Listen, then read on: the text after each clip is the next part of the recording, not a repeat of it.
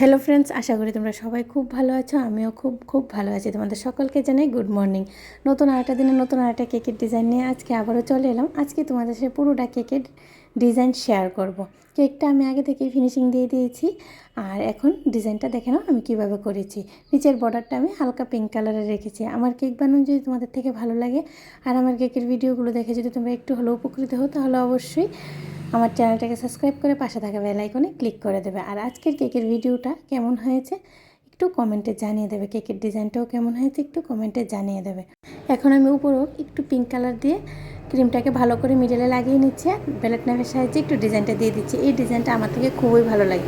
এখন আমি নিচে যে বর্ডারটা দিয়েছিলাম সেম বর্ডারটা উপরেও আমি দিয়ে দেবো রাউন্ড করে। কেকটা বানাতে খুবই ইজি, কিন্তু দেখতে খুব বিউটিফুল। আমি জানি না কেমন লাগছে ভিডিওতে, কিন্তু সামনে থেকে কেকের ডিজাইনটা অনেকটাই সুন্দর হয়েছে। তো আমার উপরের ডিজাইনটা কমপ্লিট হয়ে গেলে আমি রোজে চলে যাব। আর দেখে নাও আমি রোজগুলো কীভাবে বানিয়েছি। রোজগুলোর কালারটাও আমি পিঙ্ক কালারেরই রেখে দিয়েছি। আর কে কোথা থেকে আমার কেকের ভিডিওগুলো ওয়াচ করছে অবশ্যই একটু কমেন্টে জানিয়ে দেবে। আর তারপরও এই কেকের ভিডিওটা দেখার পরও যদি তোমাদের কোনো অসুবিধা থাকে অবশ্যই আমাকে কমেন্টে জানাতে পারো। আমি তোমাদের সুবিধা মতো ভিডিও অবশ্যই নিয়ে চলে আসব।